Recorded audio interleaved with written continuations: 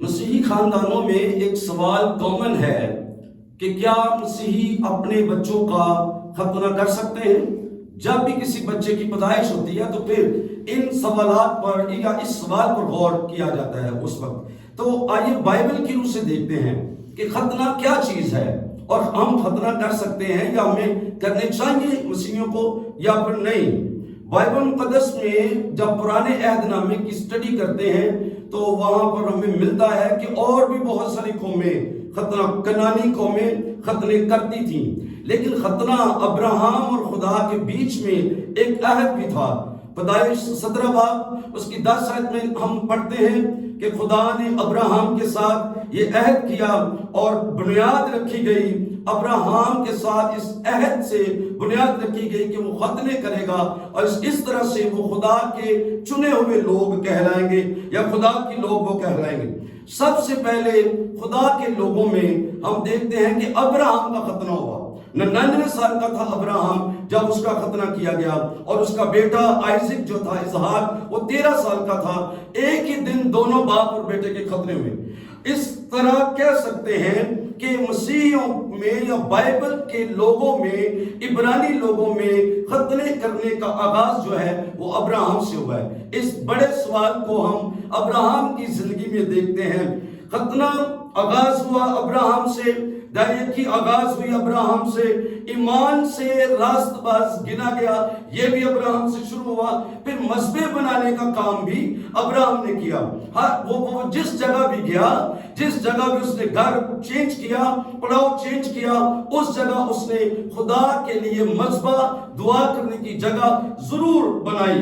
پھر 5ویں بات، یہ واحد اور پہلا شخص ہے جو خدا کا دوست کہلاتا ہے، خدا سے دوستی اور وفاداری۔ اب غور کرتے ہیں کہ اسرائیل کے لوگ تو ختنہ کرتے تھے۔ ایک دفعہ کا ذکر ہے کہ ایک بڑا نبی، وہ اس کی جان خطرے میں تھی کیونکہ اس نے اپنے بیٹے کا ختنہ نہیں کیا۔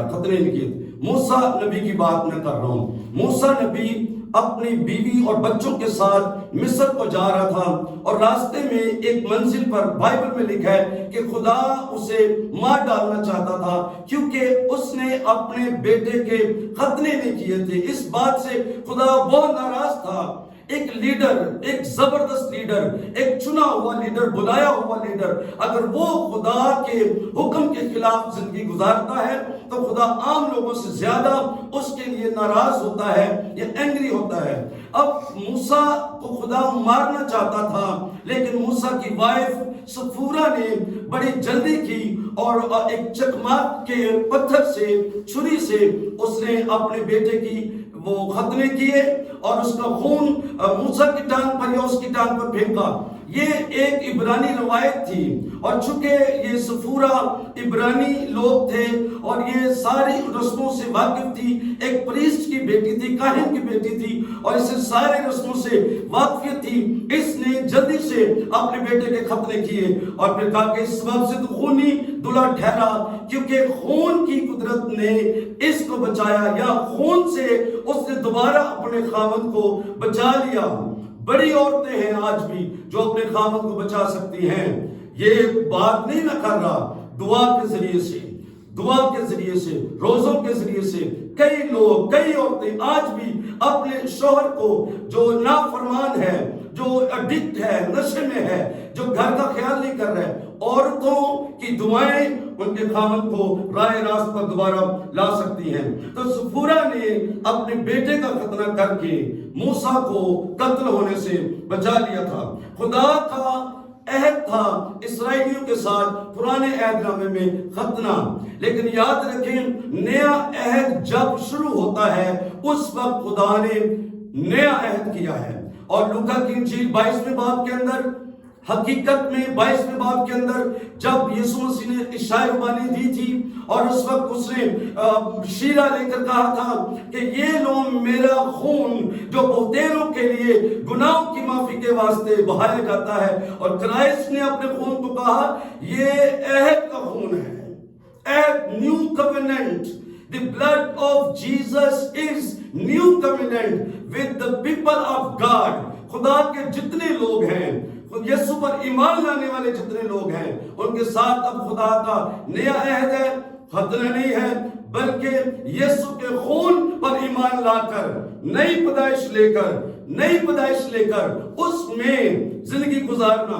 آپ جانتے ہیں نیکودیمس کی گفتگو جب یسوع مسیح کے ساتھ وہ بات کر رہا تھا، یسوع مسیح نے اس سے کہا کہ تجھے نئے سرے سے پیدا ہونا ضرور ہے۔